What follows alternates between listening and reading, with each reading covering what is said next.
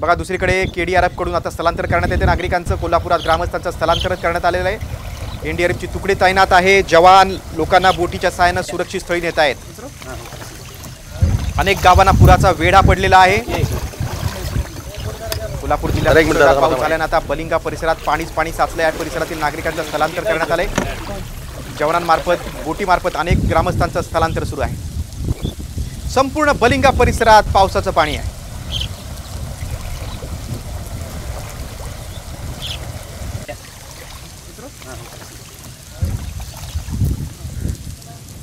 कोल्हापुरातील पुराचे आणखी काही आपण दृश्य बघूया। कोल्हापुरात पुरामुळे अनेक दुकानं देखील पाण्याखाली गेली आहेत। बघा हे आता एक मंगल कार्यालय, बुधले मंगल कार्यालय, ह्याच्या कार्यालयात देखील पाणी साचलेलं आहे। काही दुकानं अर्ध्याहून अधिक पाण्यात बुडालेली आहेत। अनेकांची हजारो लाखो रुपयांचं नुकसान झालंय।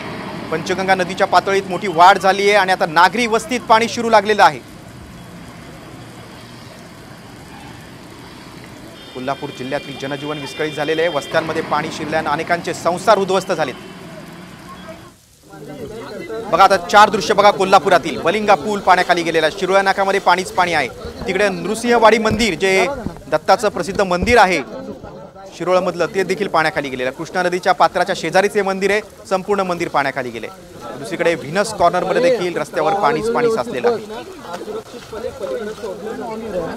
संपूर्ण कोल्हापूर जिल्ह्यात पूर परिस्थितीमुळे जनजीवन विस्कळीत झाले। कोल्हापूर जिल्ह्यातील विविध तालुक्यांमध्ये मुसळधार पाऊस झाला आहे। 94 बंधारे पाण्याखाली गेले तर पंचगंगा नदीची पाणी पातळी आता 46 फुटांवर आली आहे। तिकडे बलिंगा पुलाजवळ पाणी आल्याने वाहतूक पूर्णपणे बंद आहे। शिरोळ तालुक्याला पुराचा धोका आहे। या ठिकाणी अनेक नागरिकांनी आता स्थलांतरित केलं। तिकडे नृसिंहवाडी मंदिर देखील पाण्याखाली गेले आणि याच पूर परिस्थितीचा आढावा घेतला आमचे प्रतिनिधी रणजित माजगावकर यांनी। कोल्हापूर जिल्ह्यात तर मुसळधार पाऊस पडतोय। या पावसामुळे कोल्हापूर शहराला पुराचा वेढा पडलेला आहे। मी काही दृश्य आपल्याला दाखवण्याचा प्रयत्न करतोय। रंकाळा परिसरात असणारं वॉटरफ्रंट या बिल्डिंगवरून ही आपण दृश्य पाहतोय। कोल्हापूर शहराचा जो परिसर आहे, वेगवेगळी छोटी छोटी गावं आहेत, ही सध्या पुराच्या पाण्याने वेढलेली आहेत। अनेक गावांमध्ये घरांमध्ये पाणी शिरल्याचं आपल्याला पाहायला मिळतं, तर अनेक शेतींमध्ये हे पाणी मोठ्या प्रमाणात घुसल्याचं आपल्याला पाहायला मिळतं। जिथं आपत्कालीन परिस्थिती आहे, ज्या गावांमध्ये भागांमध्ये पाणी गेले तिथं रेस्क्यू ऑपरेशन तर चालूच आहेत।